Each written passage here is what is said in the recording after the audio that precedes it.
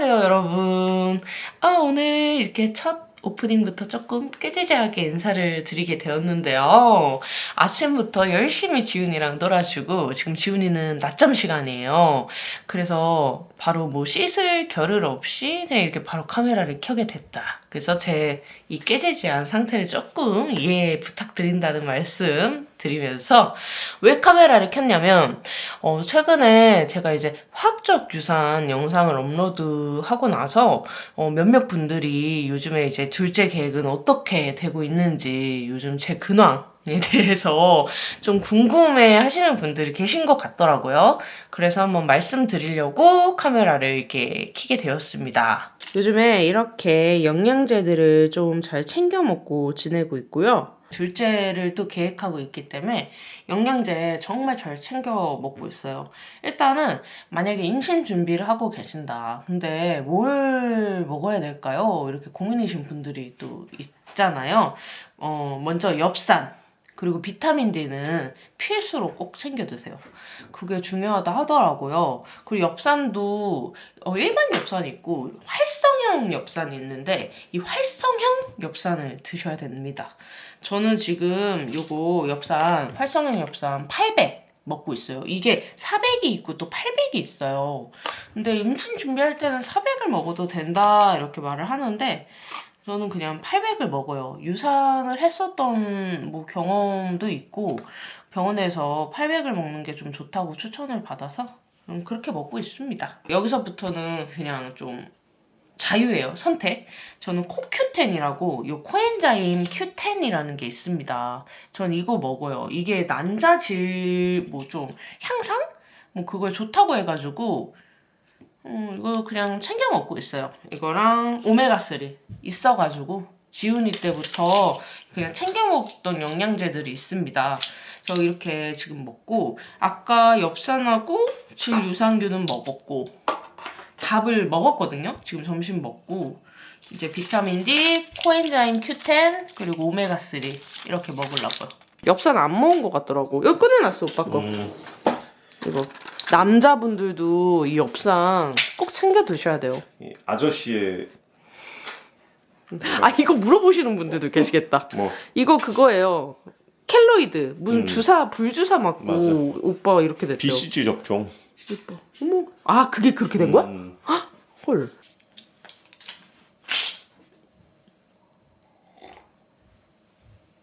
그래서 지금 둘째 계획은 어떻게 진행이 되고 있냐면요. 일단 제가 화학적 유산을 진단을 받고 병원에서 생리 2번을 하면은 자연 임신 이제 시도해보셔도 된다라는 또 안내를 받았습니다. 그래서 이제 생리를 기다리고 있었는데 생리가 안 나오는 거예요.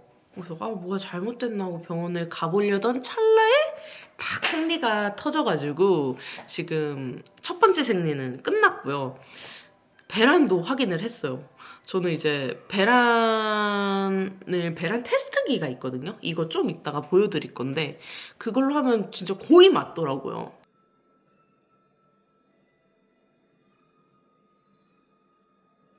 제가 찍어놨던 영상을 보면 이게 완전 두 줄이 선명했잖아요. 근데 이렇게 신기하다. 배란이 된 거예요. 이제 두 번째 생리를 기다리고 있습니다. 그러고 나서 일단은 자연 임신을 좀 시도를 해볼 생각이에요. 근데 이거에 대해서 아주 깊은 좀 고민이 있어요. 이거는 제가 좀 이따가 진지하게 여러분들께 좀 상담을 받고 싶어가지고 육퇴하고 좀 자세하게 이야기를 해보도록 하겠습니다. 짜라란. 오늘도 불태웠던 육아의 흔적들. 지금 이제 밤이고요. 지훈이는 자러 들어갔습니다. 주방도 난리가 났습니다.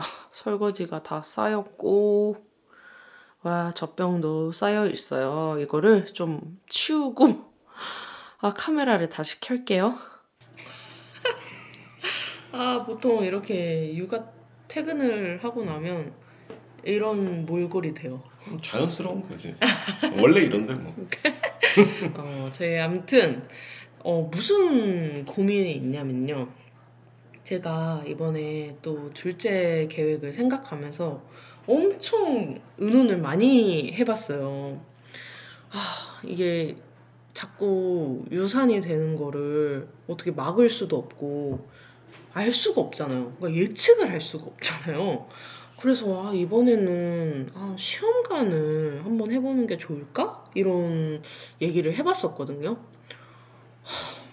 근데 그것도 저희가 막 해본 적도 없고 어떤 시험관에 대한 이렇게 정보가 사실 많은 편도 아니기 때문에 선뜻 이렇게 결정하기가 너무 어렵더라고요. 그리고 그래서- 시험관 해도 음. 유산 확률이 낮아지는 건 아니라고 하셨잖아. 맞아요. 그래서 이번에 상담을 제가 좀 받아봤어요. 이게 만약에 이번에 그냥 혹시 저는 시험관을 하면 좀 어떻겠냐. 그러니까 선생님께서 이게 시험관을 한다고 해서 유산 확률이 낮아지는 거는 아니라고 하시더라고요. 그러니까 유산 확률과 시험관과 뭔가 이렇게 관계는 없는 것 같아요. 그러니까 시험관은 보통 이제 임신이 잘 안 돼서 어떤 이렇게 수정과 착상을 이렇게 하길 원하는 분들이 좀 많이 하시는 것 같고, 저 같은 경우에는 임신은 좀 잘 되는 편인데 임신 유지가 잘 안 되다 보니 그 주사나 약 같은 경우에도 임신이 됐고 임신 테스트기로 확인이 됐다 하면 이제 막 그때부터 처방 받고 이렇게 맞기 시작하잖아요. 근데 또 그 말을 들으니까 엄청 고민이 되는 거예요. 그런데 여기에 변수가 또 있습니다. 제가 그때 2번 계류 유산을 하고 지훈이를 임신하기 전에 그 습관성 유산 검사를 받았던 적이 있거든요. 그때 이제 난소 나이 맞지? 그 나이가 너무 안 좋게 나왔어요. 한 40대가 나왔었어요.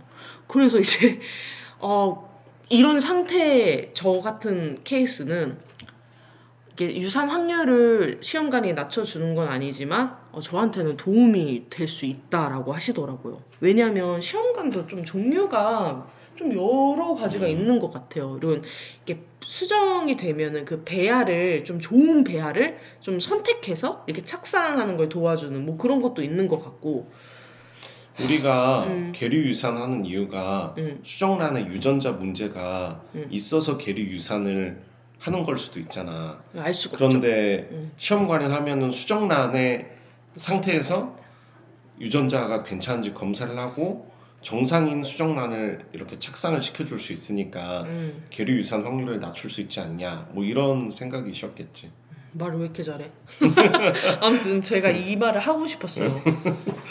근데 그것도 사실 고민이 좀 되더라고요.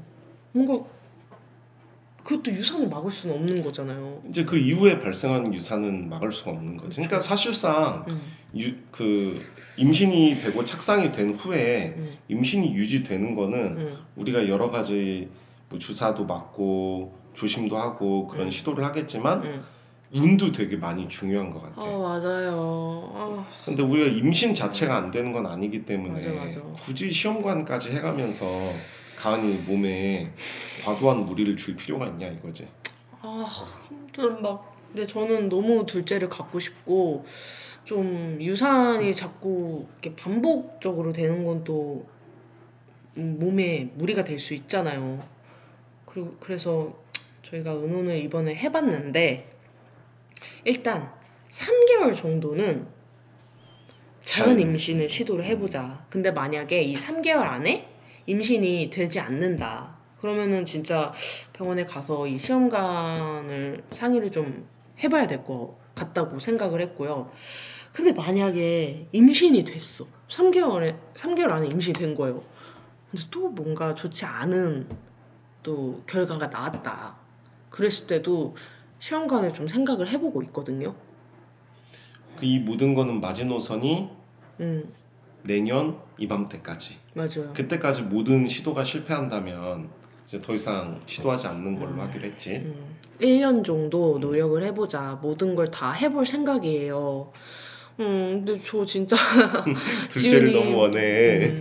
근데 남편하고 저희 가족 그리고 시어머님 시아버님께서는 사실 좀 진지하게 둘째를 물론 너무 예쁘고 좋은데 가지면 좋은데 꼭 가져야겠냐라고 이렇게 걱정을 많이 해주셨어요. 왜냐면 자꾸 몸이 이렇게 안 좋아지는 거 아니냐. 그래서 저 역시 좀 그 부분이 좀 걱정이 됐는데 제가 너무 원하고 지훈이를 제가 또 육아를 하다 보니까 너무 예뻐요.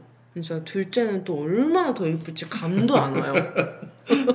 그것도 그렇고 지금 제가 나이가 지금 만나이로 말씀을 드려야 되나? 제가 91년생이거든요.